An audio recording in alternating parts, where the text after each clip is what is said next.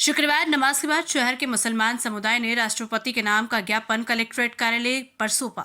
धर्मस्थल कानून 1991 में कानून पास किया गया था कि भारत में किसी भी पुरानी मस्जिद, दरगाह, मदरसे को नहीं छेड़ा जाएगा। वो संपत्तियां जिस हालत में है उसी हालत में रहेंगी। उसके लिए कोई वाद विवाद या न्यायालयीन कार्यवाही नहीं की जाएगी। ये कि परंतु आए दिन किसी न किसी मस्जिद, मदरसे, दरगाह को लेकर न्यायालय में वाद प्रस्तुत कर दिया जाता है और न्यायालय भी ऐसे वाद को बगैर कानून व पालन किए और 1991 अधिनियम के विपरीत जाकर मुस्लिम पक्ष को सुने बगैर आदेश पारित कर रहे हैं, जिससे मुसलमान समाज में भय का माहौल बनता जा रहा है। ताज़ा उदाहरण उत्तर प्रदेश स्थित संभल शहर के स्थित वर्षों पुरानी जामा मस्जिद के मामले में न्यायालय ने मात्र 2 घंटे में ही मुस्लिम पक्ष को बगैर सुने व सन 1991 पारित कानून के विपरीत जाकर सर्वे का आदेश पारित कर दिया। और जब उस मस्जिद में कुछ नहीं मिला तो पुलिस व प्रशासन ने पुणे अकारण ही दोबारा सर्वे करने की जिद पकड़ ली।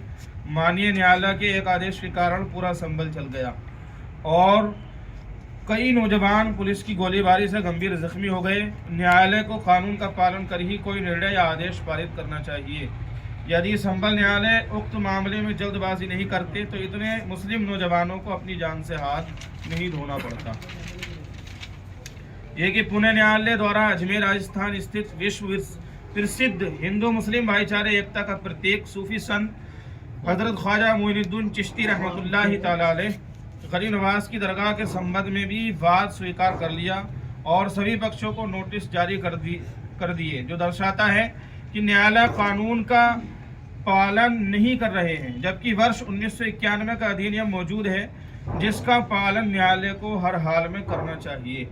लेकिन भारत में वर्तमान परिस्थितियों को देखते हुए लगता है कि केवल एक समुदाय को ही टारगेट कर दूसरे बहुसंख्यक समाज को खुश करने परंपरा चल रही है, जो कतई भारत ऐसे धर्म निरपेक्ष व संवैधानिक देश में उचित नहीं कहा जा सकता है। केवल एक समाज के विरुद्ध गतिविधियां चल रही हैं जिन पर लगाम लगाना अत्यंत आवश्यक है, अन्यथा भारत में अल्पसंख्यक मुस्लिम समाज को व उनकी संपत्तियों को नष्ट कर दिया जाएगा और भारत की एकता, अखंडता को समाप्त कर दिया जाएगा।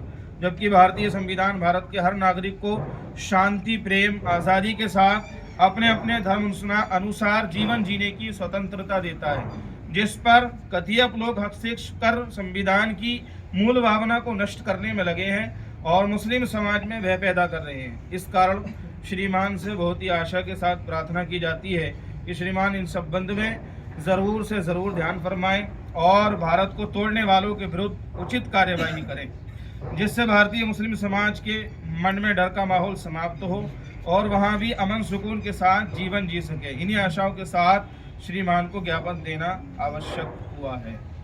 बता दें कि ज्ञापन में प्रमुख रूप से इन मामलों के बारे में लिखा गया है कि भारत में मुस्लिम समुदाय की मस्जिदों, दरगाहों व मदरसों एवं वक्फ संपत्तियों पर जबरन कब्जा करने की कोशिश और देश में मुसलमानों में भय का माहौल पैदा करने के षड्यंत्र पर रचे जा रहे हैं। नीमच से अजीमुल्लाह खान की रिपोर्ट।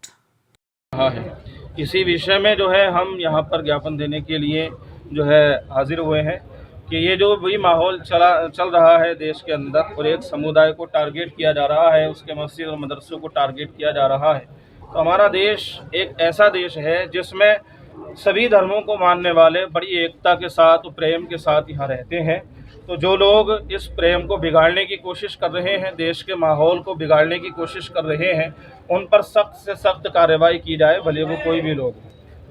इसी जैसा मैं याद दिलाना चाहूँगा कि अभी जो ताज़ा मसला हुआ है संभल में, जो है उत्तर प्रदेश संभल में जामा मस्जिद जो है वहाँ उसको एक तरह से टारगेट किया गया है और उसका नतीजा क्या निकला कि वहाँ जो है संभल में आगजनी हुई, 5 मुस्लिम जवानों की जो है जानें गई।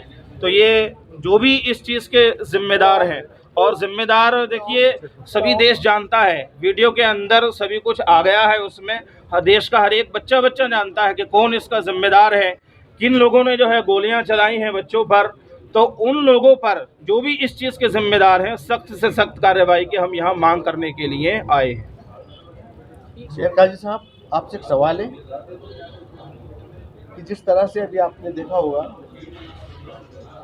हिंदू सेना के पदाधिकारियों ने निचली अदालत में जो याचिका लगाई है, अभी अजमेर की जो व्यवस्थापक कमेटी है इस बात का निर्णय नहीं ले पाई है कि न्यायालय के साथ प्रतिवादी के रूप में याचिका उन्हें लगानी थी कि नहीं लगानी, इस पर आपका क्या कहना है? ये नहीं लगानी चाहिए। देखिए, मैं पहली बात तो हिंदुस्तान में एक कानून बनाया गया है जो 1947 के बाद जो धर्म स्थल हैं, 1991 के अधिनियम, ये एक कानून है कि 1947 से पहले जो भी जो है धर्म स्थल हैं, वो चाहे मसाजिद हों, वो चाहे दरगाहें हों, या वो चाहे मंदिर हो, कोई भी हो, उन पर कोई भी कार्रवाई नहीं की जाएगी या उनके खिलाफ कोई भी जो है इस तरह का काम नहीं किया जा सकता। वो जैसे हैं वैसे के वैसे ही रहेंगे।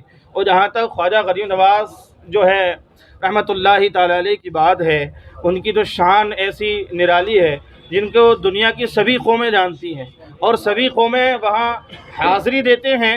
तो नादानी है ये कि अल्लाह वालों से वो उलझ रहे हैं। अल्लाह वालों से उलझना, देखिए उनके ज़माने में, गरीब नवाज़ रहमतुल्लाहि ताला के ज़माने में उनके वाक़यात आप सभी ने सुने होंगे कि एक था जयपाल जादूगर, उसको जो है सिर्फ अपनी घड़ाओं को हुक्म दिया था, वो ज़्यादा हवा में उड़ रहा था, फिर क्या हुआ, ज़मीन पर आ पड़ा।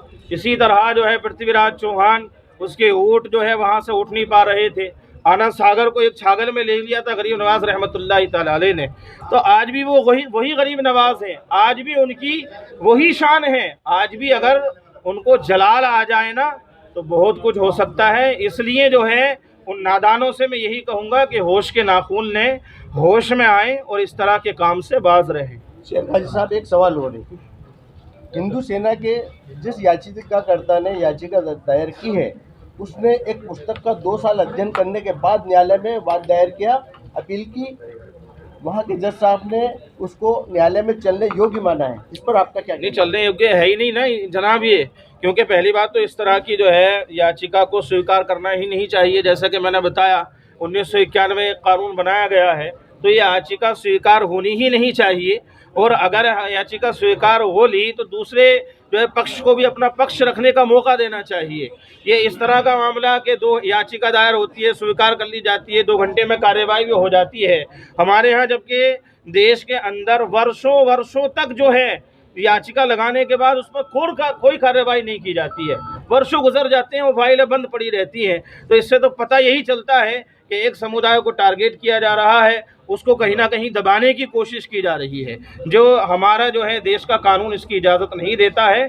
तो सभी के साथ यकसा सलूक होना चाहिए। जैसा कि शेर काजी साहब आपने जो नियम बताया है